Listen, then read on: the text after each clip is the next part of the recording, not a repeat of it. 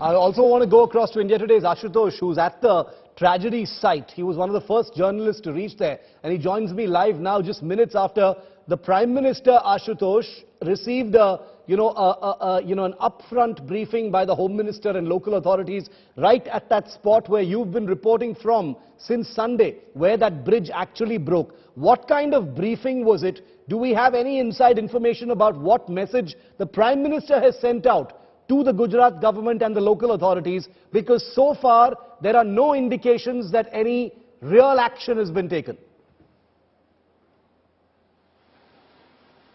And if there was a message from the Prime Ministership, then maybe within 24 hours we will see that action happening on the ground. And yes, he also met the rescue officials, including NDRF, Army, and then there was a briefing. Prime Minister praised there all the effort. And this is exactly the place where Prime Minister was standing. He came from here. This was the place where he was, taking stock of the rescue operation. This is where the Home Minister Harsha Sanghavi was briefing him and reading their, the body language, and also the officials who was briefing the Prime Minister. He was going through all these efforts, including this part which was damaged here, the cables from here, and this is another cable, the thick, very much cable that was snapped from this place. Of course, everything has been cleared out now, and including this platform, which is an entry point for the locals, those who are coming to this historic, iconic, century-old suspension bridge. So this was the place. So mostly, largely looks, the briefing was about how this situation perhaps, would have unfolded. Here, right before the Prime Minister's arrival,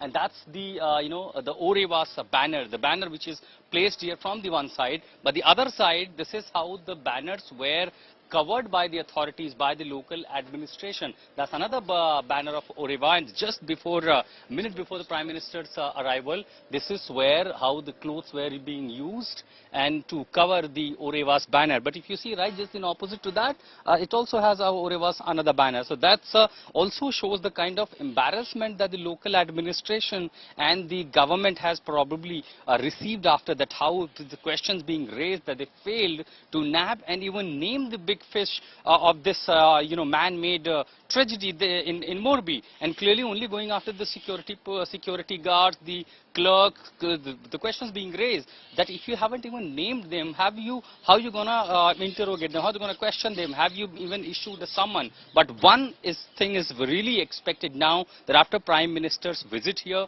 himself taking stock, clearly easy for him to understand that how there was negligence of duty, and at the same time meeting with the victims, one could really anticipate and expect that when he meeting the top officials of the administration after from the hospital, there will be stern message from the administration, from the government, from the police authority, and especially the SIT formed of top officials, IAS, IPS, and specialists who are investigating this case, that at least there will be justice. The top, the big fish will be nailed and named in this investigation by the probe agency.